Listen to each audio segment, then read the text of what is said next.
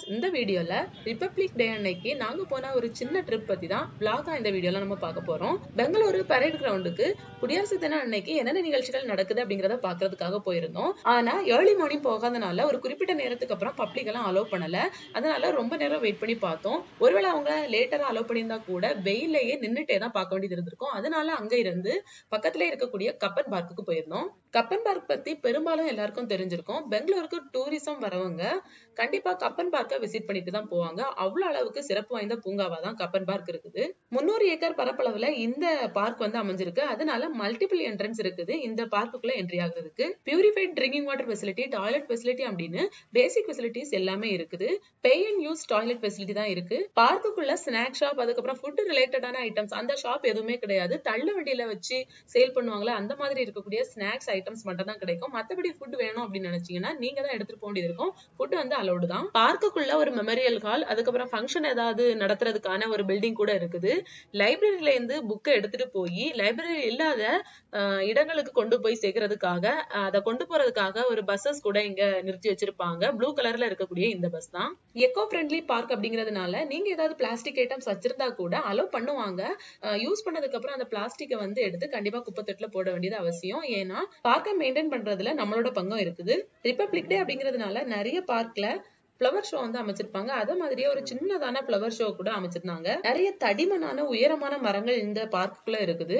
பார்க்ல வந்து சில பகுதிகளில் மட்டும் இந்த இடங்கள்ல கண்டிப்பா பாம்பு வரும், புதர் பக்கத்துல போய் உட்கார்ந்து இருந்தீங்கன்னா பாம்பு வரும்னு வந்து மென்ஷன் பண்ணிருப்பாங்க. அதனால கிட்ஸோட போயிருந்தீங்கன்னா கொஞ்சம் அவங்கள வந்து கண்காணிச்சுட்டே இருக்கிறது வந்து அவசியம். அதனால புதர் மாதிரி இருக்கக்கூடிய பகுதிகளில் போய் உட்காராம கொஞ்சம் ஃப்ரீயான இருக்கக்கூடிய புல்வெளி மாதிரி இருக்கக்கூடிய பகுதிகளில் போய் உட்கார்ந்து நீங்க ஸ்பெண்ட் பண்ணலாம். இங்க வந்து குழந்தைகள் வந்து விளையாடுறதுக்காக தனியா அந்த அம்யூஸ்மெண்ட் பார்க் மாதிரி இருக்கக்கூடிய இடம் கூட அமைச்சிருக்காங்க. கிட்ஸுக்குள்ள ட்ரெயின், அதுக்கப்புறம் நிறைய ரைட்ஸ் அப்படின்னு நிறைய விஷயங்கள் இங்க இருக்குது. சண்டே டைம்ல வந்தீங்கன்னா ரொம்பவே கிரௌடடா இருக்கும். அதனால எல்லா ரைடையும் நம்ம வந்து முடிக்க முடியாது. கியூல தான் நின்று நம்ம டிக்கெட்டே வாங்க வேண்டியது இருக்கும். அதனால சாட்டர்டே டைம்லயோ இல்லைன்னா வீக் டேஸ்ல இந்த இடத்துக்கு வந்தீங்கன்னா கிட்ஸ் வந்து ரொம்பவே என்ஜாய் பண்ணுவாங்க. பார்க்குள்ள சில ரோட்ல மட்டும் ஸ்கேட்டிங், வீலிங், அதுக்கப்புறம் சைக்கிளிங் பண்ணிட்டு இருப்பாங்க. சைக்கிள் பழகுறவங்க, அதுக்கப்புறம் தன்னோட விருப்பம் என்னன்னு செய்யணும்னு நினைக்கிறவங்க எது வேணாலும் இந்த பார்க்குள்ள நம்ம பண்ணலாம். கிட்ஸ் மட்டும் இல்லாம பெரியவங்க கூட அவங்களுக்கு விருப்பப்பட்ட விஷயங்களை செஞ்சுட்டு இருப்பாங்க. பெரும்பாலும் ஃபுட்பால், கிரிக்கெட், டென்னிஸ் அப்படின்னு நிறைய விளையாட்டுகள் வந்து பண்ணிட்டு இருப்பாங்க. நீங்க இந்த பார்க்குக்கு வந்தீங்கன்னா ஒன் ஃபுல் டே இங்க ஸ்பெண்ட் பண்ற மாதிரி தான் இருக்கும். அவ்வளவு விஷயம் வந்து இந்த பார்க்ல இருக்குது. நீங்க இந்த பார்க்குக்கு வரும்போது பெட்ஷீட், அதுக்கப்புறம் உணவுப் பொருட்கள், ஸ்நாக்ஸ் அப்படின்னு எல்லாமே கொண்டு வாங்க. ஒன் ஃபுல் டே நம்ம கிட்ஸோட ஜாலியா ரிலாக்ஸா நம்ம என்ஜாய் பண்ண முடியும். பெரும்பாலும் எல்லா பார்க்லயும் கிட்ஸ் பிளே பண்றதுக்கான அந்த ஏரியா, அதுக்கப்புறம் ஜிம் பண்றதுக்கான அந்த ஏரியா அப்படின்னு செப்பரேட்டா அமைச்சிருப்பாங்க. அப்படி ஒரு அமைப்பு இந்த பார்க்ல வந்து இல்ல.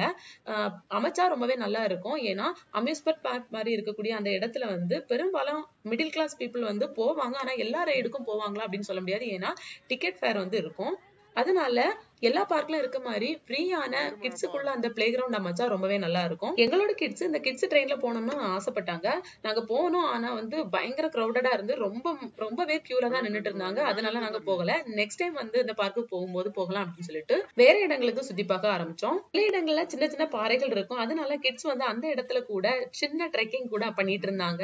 பெரியவங்க கூட அதுல மேல உட்கார்ந்து ரிலாக்ஸ் பண்ணிட்டு இருந்தாங்க. பசங்களை பத்தி நம்மளுக்கு எல்லாருக்குமே தெரியும். கண்டிப்பா அதுல ஏறட்டா, இதுல ஏறட்டா, அதுல குதிக்கட்டா அப்படின்னு வந்து இருப்பாங்க. அந்த மாதிரிதான் என்னோட கிட்ஸும் எந்த மரம் கிடைக்குதோ தன்னால ஏற முடிஞ்ச மரத்துல அப்படியே ஏறி குதிக்கிறது, அந்த மாதிரி உள்ள ஆக்டிவிட்டிஸ் பண்ணிட்டு இருந்தாங்க. எது பண்ணாலும் யாருமே கேட்க மாட்டாங்க. உங்களுக்கு என்ன விருப்பமோ அந்த வந்து நீங்க தாராளமா செய்யலாம் இந்த பார்க்ல. முன்னாடி ஒரு காலகட்டத்துல இந்த பார்க்குக்கு போகும்போது எல்லாராலும் போக முடியாது அப்படின்னு சொல்லுவாங்க. ஃபேமிலி எல்லாம் போக முடியாது அப்படின்னு சொல்லுவாங்க. அந்தந்த புதர் பக்கத்துல லவர்ஸ் வந்து இருந்துட்டு என்னெல்லாம் சிலுமிஷங்கள் பண்ணிட்டு இருப்பாங்க அப்படின்னு சொல்லுவாங்க. அந்த மாதிரி எந்த ஒரு விஷயத்தையுமே இப்போதைக்கு இந்த பார்க்குக்கு போனா நீங்க பார்க்க முடியாது.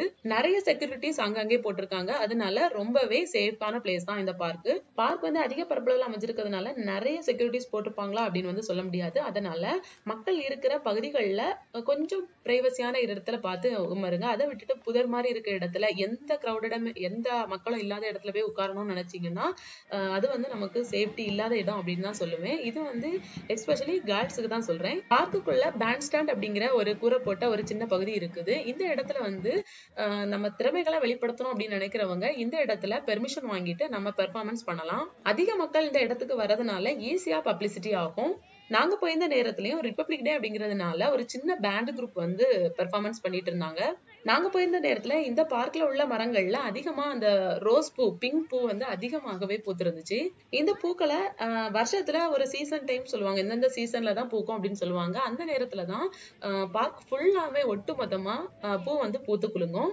நம்ம ஊர்லயும் இதே மாதிரி மரப்பூக்கள் வந்து இருக்குது. ஆனா பெரும்பாலும் மஞ்சள் நிற பூக்கள் தான் அதிகமா இருக்கும். ட்ரம்பட் ஃபிளவர் அப்படின்னு சொல்லுவாங்க. ஒவ்வொரு ஊர்லயும் ஒவ்வொரு மாதிரி பேர்ல வந்து சொல்லுவாங்க. எங்க ஊர்ல வந்து இதை மஞ்சரளி அப்படின்னு சொல்லுவாங்க.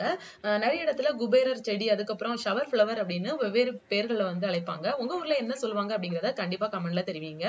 இந்த பார்க்குக்கு பக்கத்துலதான் பெங்களூர் ஹைகோர்ட்டை வந்து அமைஞ்சிருக்குது. பார்க்குக்கு என்ட்ரி ஆகிறதுக்கு நிறைய என்ட்ரன்ஸ் இருக்குதுன்னு பார்த்திருப்போம். ஒரு என்ட்ரன்ஸ்ல ஒரு கோயில வந்து அமைஞ்சிருக்கு. நிறைய நாக சிற்பங்கள் அங்க வச்சிருப்பாங்க.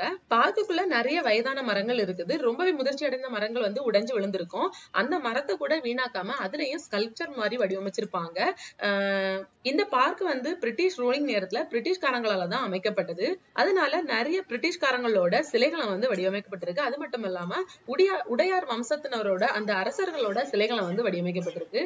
வாழ்க்கையில எல்லாருமே ஒரு தடவையாவது டிப்ரெஷனுக்கு உள்ளாயிருப்பாங்க. அப்படி இருக்கிறவங்க கண்டிப்பா மைண்ட் ரிலாக்ஸேஷனுக்காக கண்டிப்பா பார்க் மாதிரி இடங்களுக்கு போய் மைண்டை ரிலாக்ஸ் பண்ணிக்கிடணும். பார்க்குக்கெல்லாம் போனீங்கன்னா இயற்கையான காற்று, பூக்கள், அதுக்கப்புறம் நம்மள மாதிரி நிறைய மக்கள், அதுக்கப்புறம் சின்ன சின்ன குழந்தைகள், இந்த மாதிரி இருக்கக்கூடிய ஈவெண்ட்ஸ் அப்படின்னு நிறைய விஷயங்களை பார்க்கும்போது நமக்கே தெரியாம நம்மளோட மைண்ட் வந்து ரிலாக்ஸ் ஆயிட்டு இருக்கும்.